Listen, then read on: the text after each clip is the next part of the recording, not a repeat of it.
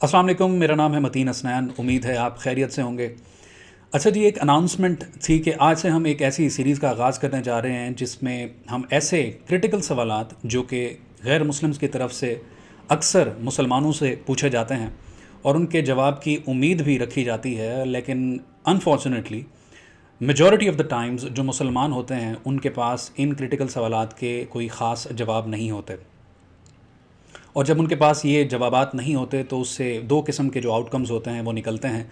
पहला ये कि जो गैर मुस्लिम्स होते हैं उनके जो सबकॉन्शियस के अंदर ऑलरेडी इस्लाम के बारे में जो रिजर्वेशंस होती हैं वो मज़ीद पक्की हो जाती हैं, और इसके अलावा उन्हें तनकीद का भी मौका मिल जाता है। और जो मुसलमान होते हैं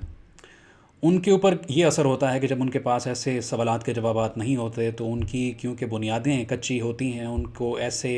सवालात के जवाबात का आइडिया नहीं होता, तो उनकी जो बुनियादें होती हैं वो हिल जाती हैं। तो इस सीरीज़ का मकसद यही है जिसमें हम हर एक डिफरेंट वीडियो के अंदर एक क्रिटिकल क्वेश्चन को देखेंगे और उसके जवाब को मिल के तलाश करेंगे और उसके ऊपर एनालिसिस करेंगे। तो जो पहला सवाल है जिसको आज हम इस वीडियो के अंदर डिस्कस करेंगे इस हवाले से, वो ये है कि अक्सर जो गैर मुस्लिम्स होते हैं उनको ये शिकवा होता है कि जो मुसलमान हैं उन्हें अक्सर काफिर कहते हैं, और जो काफिर वर्ड है वो जो गैर मुस्लिम्स होते हैं उनको काफ़ी डेरोगेटरी लगता है। उन्हें लगता है कि ये वर्ड जो है ये तज़हीक आमेज़ वर्ड है जिससे उनकी तौहीन की जाती है और एक इंसल्टिंग वे के अंदर इसको कन्वे किया जाता है। And obviously to be frank, जो काफिर वर्ड है उसके साथ जो आप कह सकते हैं उसके साथ जो कॉनोटेशन है उसको जब अदायगी होती है तो ऑब्वियसली वो एक हार्श वर्ड मालूम होता है। और जो मुस्लिम्स होते हैं वो भी अक्सर जो होता है इस वर्ड की डेफिनेशन ना जानने की वजह से उसको गैर मुस्लिम्स के ऊपर एज अ इंसल्ट उसको यूज़ करते हैं। वैसे भी इस वर्ड की जो टोन है वो थोड़ी सी सख्त है, काफिर कहना, और उसके साथ जो मुसलमान होते हैं वो अक्सर जो हैं अनफॉर्चुनेटली उसको मज़ीद उसके ऊपर स्ट्रेस करके उसको मज़ीद इंसल्टिंग बनाते हैं, जिसकी वजह से जो गैर मुस्लिम्स होते हैं वो इससे ऑफेंड हो जाते हैं। तो चलें इसके अंदर इसको एक्सप्लोर करते हैं कि एक्चुअली जो काफिर वर्ड है वो है क्या और इसका मतलब क्या है। तो अगर हम काफिर वर्ड का ब्रेक डाउन करें तो हमें पता चलता है कि जो काफिर वर्ड है वो कुफ्र से निकला है, और जो कुफ्र है वो अरबी ज़बान का वर्ड है जिसका मतलब है रिजेक्ट करना या फिर कंसील करना, यानी कि इनकार करना या छुपाना। अब हम जानते हैं कि जो काफिर और जो कुफ्र का वर्ड है ये ऑब्वियसली पहले भी अरबी ज़बान के अंदर था, लेकिन ये जो फ्रीक्वेंटली और एक टर्मिनोलॉजी के साथ इन जो मेंशन होना शुरू हुआ वो इस्लाम के आने के बाद हुआ। तो ऑब्वियसली इसका जो रेलेवेंस है वो इस्लाम के साथ ज़्यादा है, तो ऑब्वियसली इसको इस्लाम की ही इस्लाह के अंदर देखा जाएगा। मीनिंग इस्लाम कुफ्र और जो कुफ्र समझता है वो अल्लाह ताला के साथ जो शिरक करना है और अल्लाह ताला के एग्जिस्टेंस को ना मानना है और अल्लाह ताला के अहकामात और उसकी तालीमात को ना मानना है, इसको कहते हैं इनकार। अल्लाह ताला के एग्जिस्टेंस का इनकार, जिसको कुफ्र का नाम दिया गया, और उसी से निकला वर्ड काफिर, यानी कि ऐसा इंसान जो कि इन सारी चीज़ों को रिजेक्ट करता है, अल्लाह ताला के एग्जिस्टेंस का इनकार करता है, उसकी तालीमात और उसके अहकामात का इनकार करता है। ऐसे इंसान को काफिर कहा जाता है। अब ये तो हुआ वर्ड रिजेक्ट का मतलब। अब जो दूसरा वर्ड है कंसील, अब वो किस तरीके से यहाँ पे रेलेवेंट होता है, वो ऐसे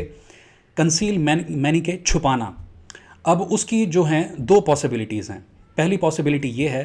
कि हम जैसा कि हम रोज़मर्रा की ज़िंदगी के अंदर भी जानते हैं, हमने लोगों को भी देखा है, हमने खुद ये चीज़ एक्सपीरियंस की है कि अक्सर हम लॉजिक होने के बावजूद भी हम अपने जो स्टांस होता है, अपना जो आर्गुमेंट होता है, अपनी जो डिबेट होती है वो नहीं छोड़ते और सामने वाले की बात एक्सेप्ट नहीं करते, क्योंकि कुछ ना कुछ हमारा स्टेक पे होता है।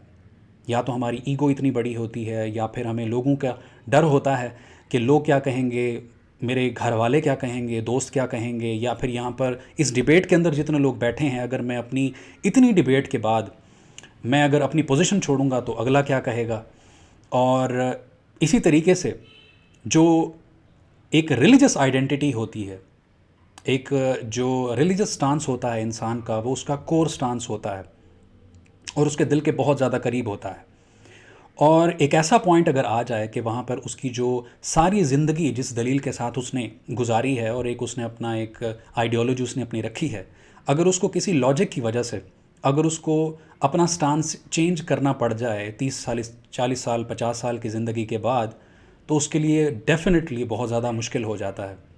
کہ اس کے ارد گرد کے لوگ کیا کہیں گے، یا اس کی جو اپنی ایگزسٹینشل جو اس کی ایک پوزیشن ہے وہ ایٹ سٹیک ہو جاتی ہے، اس کی آئیڈینٹی ہل جاتی ہے، بنیادیں اس کی ہل جاتی ہیں. تو یہاں پر ضرور ایک پاسبلٹی ہے کہ اس وجہ سے انسان جو ہے وہ بایس ہو جاتا ہے اور جو حق ہے، جو ٹروتھ ہے،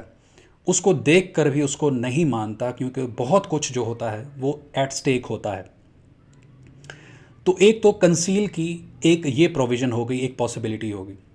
اور جو سیکنڈ ہے پاسبلٹی وہ یہ ہے کہ حدیث کے اندر آتا ہے، صحیح بخاری کی حدیث ہے 746، جس کے اندر حضرت محمد صلی اللہ علیہ وآلہ وسلم کہتے ہیں کہ ہر بچہ جو ہے وہ فطرت کے اوپر پیدا ہوتا ہے. میننگ ہر بچہ جو ہے وہ خدا کے ساتھ اس کا اٹیچمنٹ ہوتا ہے، وہ خدا کو فالو کرنے والا بنا ہوتا ہے. اس کی جو نیچر کے اندر ہوتا ہے وہ خدا کی طرف سبمیشن جو ہے اس کی نیچر کا حصہ ہوتی ہے. لیکن پھر بعد میں وہ جس خاندان کے اندر پیدا ہوتا ہے، جس ریلیجن کے ماننے والے پیرنٹس کے پاس پیدا ہوتا ہے، جس طرح کے اس کے بعد میں ہمسائے اس کو ملتے ہیں، رشتہ دار ملتے ہیں، یا اس کا اپنا جو فرینڈ سرکل ہوتا ہے، انوائرمنٹ ہوتا ہے، اسکول ہوتا ہے، وہ جو ہیں اپنے اپنے باعث ملا جلا کے اس کی جو ایک نیچر ہوتی ہے،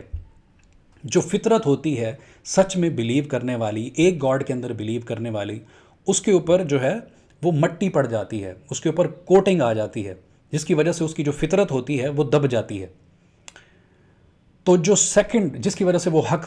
جو ہے وہ نہیں قبول کر پاتا، کیونکہ اس کے سامنے جو ہیں اتنی پرتیں ہوتی ہیں، اتنی لیئرز ہوتی ہیں، اتنی دیواریں کھڑی ہوتی ہیں، جس کو پھلانگ کے اس نے پھر سچ کی طرف جانا ہوتا ہے. تو جو سیکنڈ پاسبلٹی ہے جو کنسیل ورڈ کے ساتھ جڑی ہے وہ یہ ہے. تو اس وجہ سے بھی انسان جو ہے ایک بایس کے اندر آ کر ان انٹینشنلی وہ حق کو قبول نہیں کرتا. تو یہ تو رہی ڈیفینیشن لفظ کفر کی اور کافر کی.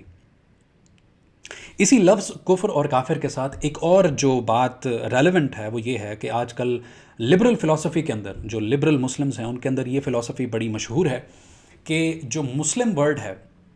جو اسلام ورڈ ہے، اس کا مطلب ہے سبمیشن ٹو گاڈ، اور جو مسلم ورڈ ہے اس کا مطلب ہے کہ the one who submits to God. اور جو لبرل مینٹالٹی ہے، لبرل مسلم کی مینٹالٹی ہے، اس کے اندر اس نے اس کا مطلب یہ اخذ کر لیا ہے کہ ایسا انسان جو کسی بھی گاڈ کے اندر بلیو کرتا ہے،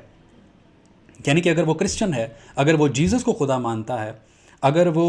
جوڈائزم کے کسی خدا کو مانتا ہے، یا پھر وہ ہندو ہے اور کسی بھی خدا کے اندر بلیو کرتا ہے، یا کسی اور ریلیجن کا اگر انسان ہے جو کسی اور خدا کے اندر بلیو کرتا ہے، سبھی مسلم ہیں. تو یہ جو ہے لبرل فلسفی کے اندر آج کل بڑی پریویلنٹ ہے، جس کی وجہ سے ایکسیپٹنس کا ایک ماحول بنا ہوا ہے. لیکن اس کے اندر اس ڈیفینیشن اس کے اوپر ایک دھروو راٹھی کی بھی جو ایک پاپولر یوٹیوبر ہے، آپ سب جانتے ہی ہوں گے، اس کی بھی ایک ویڈیو آئی تھی جس کے اوپر آلموسٹ کوئی 10 ملین ویوز تھے، جس کے اندر اس نے جو ہے یہی لبرل جو فلسفی ہے مسلم کی، اس کے اندر اس نے سب کو ایکیومولیٹ کرنے کی کوشش کی تھی. لیکن اس کے اندر یہ جاننا بڑا ضروری ہے کہ جو مسلم ورڈ ہے اور جو اسلام کا ورڈ ہے وہ آیا کہاں سے تھا. اگین یہ مسلم آئیڈیالوجی سے ڈیرائیو ہوا ہے. تو جو اسلام ہے وہ اس کی جو ڈیفینیشن ہے، ٹرو ڈیفینیشن، اس کو ایکسپلین کرے گا. میننگ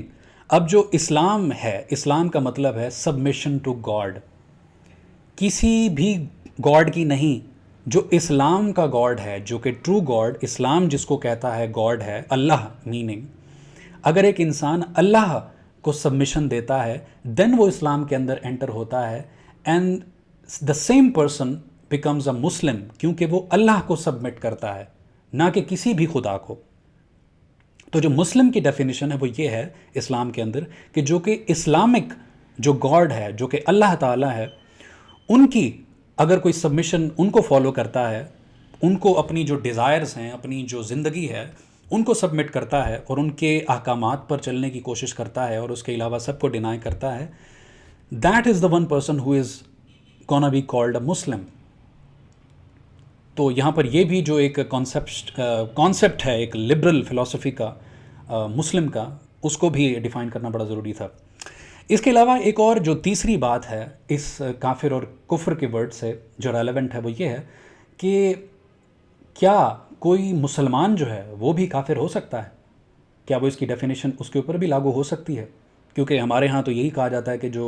کافر ہے وہ صرف وہی ہے جو کہ نان مسلم ہے۔